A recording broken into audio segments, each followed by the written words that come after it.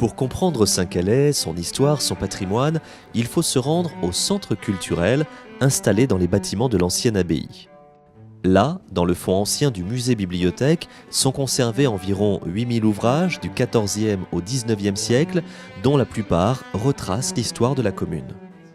C'est vraiment un lieu emblématique parce qu'on retrouve toutes les phases d'évolution de la ville dans ce lieu.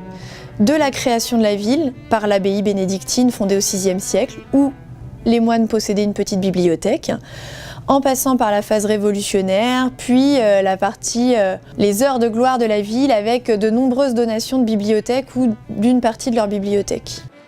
L'actuel découpage de Saint-Calais entre ville haute et ville basse est issu d'un double développement de chaque côté de l'Anille, la rivière.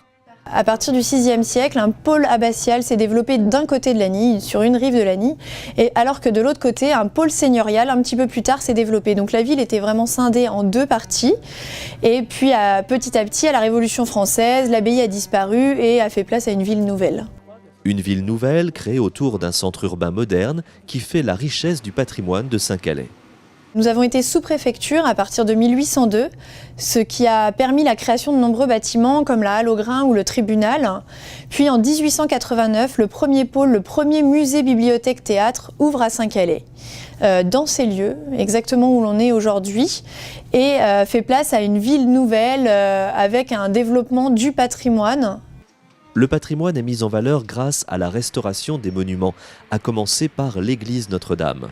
C'est une église qui a été classée monument historique en 1860 dans les premières inscriptions. Et voilà, c'était vraiment un monument remarquable de la ville.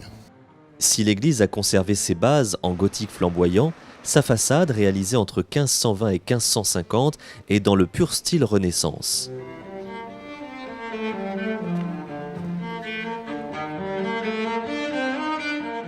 Mais l'église Notre-Dame de Saint-Calais est aussi connue pour son admirable buffet d'orgue du XVIIe siècle.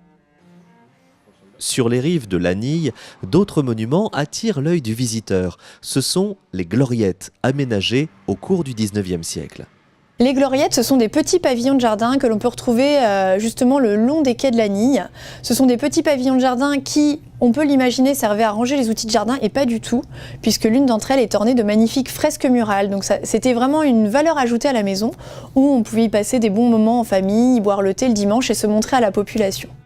Des gloriettes où aimait à se rendre pour les vacances un certain Charles Garnier. Charles Garnier, l'architecte de l'Opéra de Paris, aimait effectivement, enfant, venir chez sa grand-mère sur les quais de l'Anille, profiter de la gloriette et pêcher le long de cette rivière. Il a aussi fait don à la ville de Saint-Calais d'œuvres de sa main, notamment les planches de l'Opéra de Paris qui existent en deux exemplaires, l'un à l'Opéra et l'autre à Saint-Calais. Riche de son patrimoine, Saint-Calais est aujourd'hui une petite cité de caractère, chère au cœur des touristes et des visiteurs de passage.